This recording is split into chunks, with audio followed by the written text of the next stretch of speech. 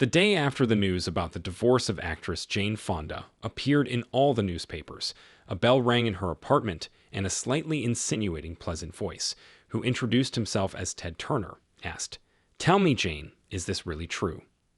Jane was surprised to confirm the news. Then Turner asked if he could invite her to a restaurant tonight. Fonda was confused. Why should I? They don't even know each other. Although everyone in her circle knew who Ted Turner was, the millionaire and legendary founder of CNN.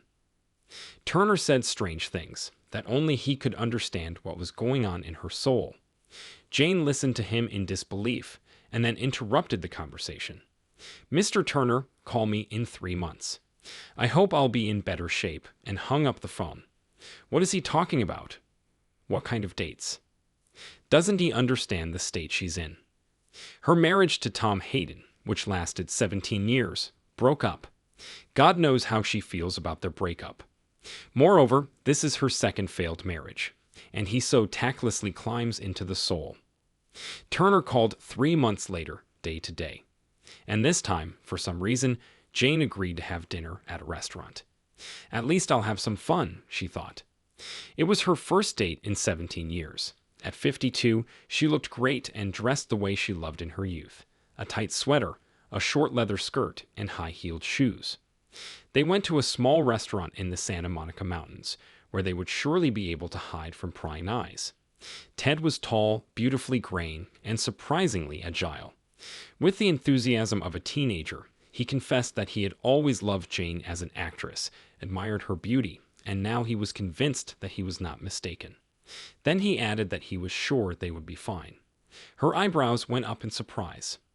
When dessert was served, he stated that the only problem for him was Jane's age, even though they were practically the same age. He said it so innocently that she didn't have time to be offended. Moreover, the next second Ted began to assure her that he really liked her. Like no other starlet, but how many he had seen. The next day, she was woken up by a call at 8 in the morning. Turner called saying that his private plane was refueled and waiting. He was inviting Jane to his ranch in Montana. She was not prepared for such a rapid development of events. However, half an hour later, Turner's car was parked outside her house.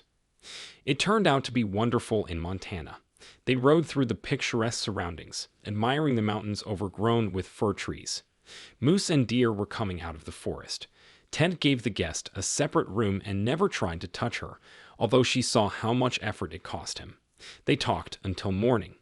Turner talked mostly about himself.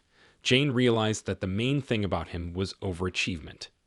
According to Ted, this is compensation for an unhappy childhood. Ted grew up in the South, in Cincinnati. His father, the owner of a small business, drank and changed women like gloves, saying, "They are like a bus, missed one, another will come," came home after midnight, woke his son, and harassed him until morning with his stories of night adventures. When Ted was 20, his father committed suicide. Jane shivered. "As far as I know, your mother," Ted put in cautiously, but Jane abruptly changed the subject.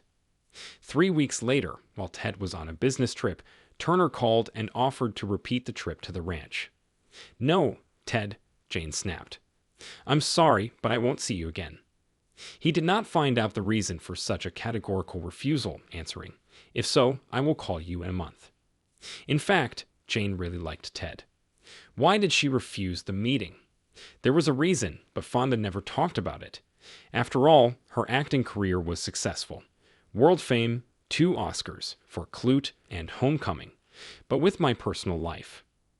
After that trip to Montana, Jane went to a psychoanalyst on the advice of a friend, and she recommended to her in the first 2 months, while Jane went to the sessions to end her relationship with Turner. In the early photographs that Jane showed to the psychoanalyst, her father, the famous actor Henry Fonda, she and her brother Peter were present. If her mother, Frances Ford Seymour, appeared in the pictures, she loomed somewhere in the background, almost always with a sad and unsmiling face. They were very different people. He was an actor with a Spartan upbringing, and she was a socialite who adored luxury. He dreamed of listening to Louis Armstrong in Harlem, and she dreamed of dining with the New York elite. Jane's family moved from California to Connecticut because her father was busy with performances in New York. Jane's mother began to disappear from home for many months. Grandma said she was being treated.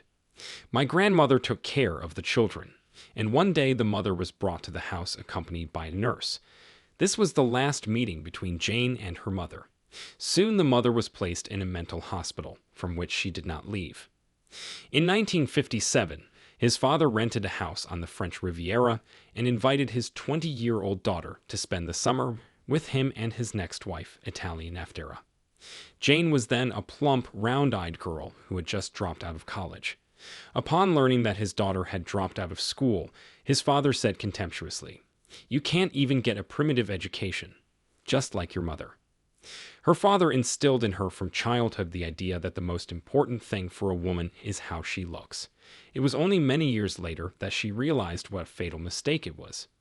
He was a good man, and I just adored him, but now I realize that these are not the words that girls need to say. That's why I always dreamed of losing weight, starved myself, and I started bulimia. Life on the coast was in full swing. Actor Henry Fonda was at the zenith of his fame. Princess Marina Sicona and Senator Kennedy and his wife Jackie came to visit them. Once they received an invitation to Picasso's studio. Another time they dined on a yacht with Aristotle Onassis in the company of Jean Cocteau, Hemingway, and Charlie Chaplin. Everyone turned to Jane with the same question. "Are you an actress, of course?" The young Fonda enrolled in Lee Strasberg's acting courses. At the first audition, Jane did not even have the rudiments of acting abilities. But Strasberg accepted her anyway. There was something in her eyes.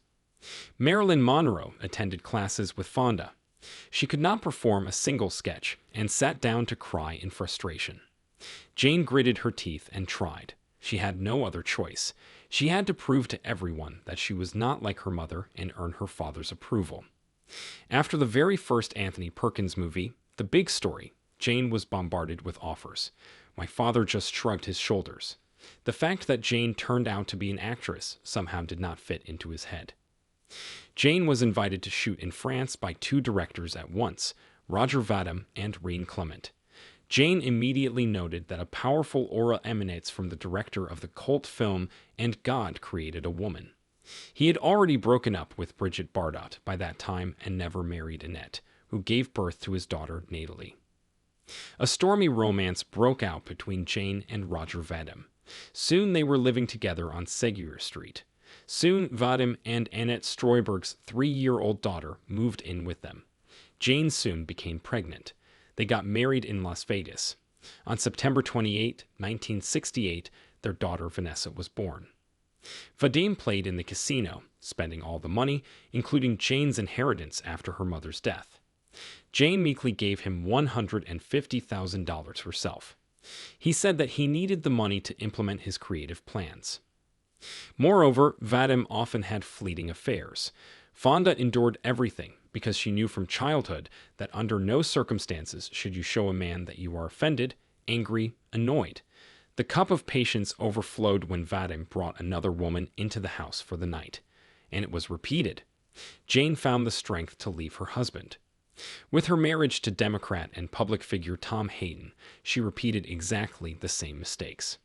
On July 7, 1973, their son Troy O'Donovan Hayden was born. Tom turned out to be a great father. Obsessed with the idea of personal perfection all her life, in the 1980s, Jane Fonda decided to promote a healthy lifestyle and exercise as the only way to achieve flawless shapes. And she achieved success in this. She also continued to act in films. The relationship with her husband began to deteriorate rapidly after the release of the film Homecoming. Jane and John Voight, who played a paralyzed Vietnam War veteran, had a bed scene for which an understudy was invited. After seeing the footage, Jane was horrified and decided that she would play it herself. The shooting of the scene lasted the whole day. The site was fenced off, and except for 2 actors, the cameraman and the director, no one was allowed in. "Bravo! It's been shot," the director finally shouted. Despite his wife's Oscar, the film made an unpleasant impression on Jane's husband. Tom said after watching it, "I hope you had a good time with that guy." Tom began to be rude, pick on trifles, and once in the presence of guests he said, "I already dream about your kindness." On her 51st birthday, Tom admitted that he fell in love with another woman. A year after breaking up with Hayden, Jane accepted the offer of media mogul Ted Turner. They got married in the fall of 1991. To the displeasure of her children, Vanessa and Troy, who studied at the university, Jane sold her house in Santa Monica and moved to her husband's ranch. Ted put forward a condition: Jane should quit the movie. Fonda, deciding that this was her last chance to be happy, accepted it. Turner was proud of his wife, like a child of a new and beloved toy. He took her on trips, introduced her to the business elite of the world. Turner discovered a lot of oddities. Suffering from years of insomnia, he demanded that Jane stay awake with him until dawn. At the same time, he talked endlessly about his childhood, going into new details. At the next visit to the psychoanalyst, Jane heard, "You need to listen to your own desires and learn to live for yourself. Only then will you feel happy." Fonda told Dr. Cotland about Ted. "If a man in his 50s behaves like a teenager, he has emotional problems," the doctor concluded. Jane found out through mutual acquaintances that Turner can't go a day without a woman. With his wife alive, he had mistresses in all states and European cities. But Jane was afraid of loneliness like fire and was ready to indulge his infantile whims. In the spring of 2000, when Jane was waiting for Turner for lunch, the bell rang. A woman's voice rapped out, "There is information that I consider it my duty to inform you." It turned out that a young blonde goes to Turner's office in the afternoon. Fonda was rushing around the house. Packing up, should I call Ted? Go to his office. When Ted came home, she played an acting sketch. A loving wife gently kisses, asks how her husband's day was, serves a delicious dinner. She despised herself, but tried not to think about what was driving her. She did exactly what her mother had done.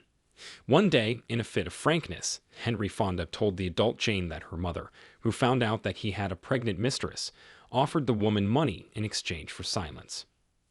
Jane was horrified by the thought that her mother, Frances, had won in her. Then, after 10 years of marriage, Fonda filed for divorce and moved in with her daughter Vanessa, who had recently given birth to a child. Now she wasn't afraid of being alone. "I was raised so that the meaning of my life was to please. I wanted my father to love me, so I bent over backwards to become the person he wanted me to be. The fact that I was just there wasn't enough. It took me 60 years to become who I was supposed to be all this time myself," admitted Jane. Since then, she has had to go through many more trials. She was diagnosed with cancer twice. However, despite everything, Jane Fonda still steadfastly endures all the blows of fate and tries not to lose harmony with herself, which she tried to achieve all her life and found only after 60. The actress is now 83 years old.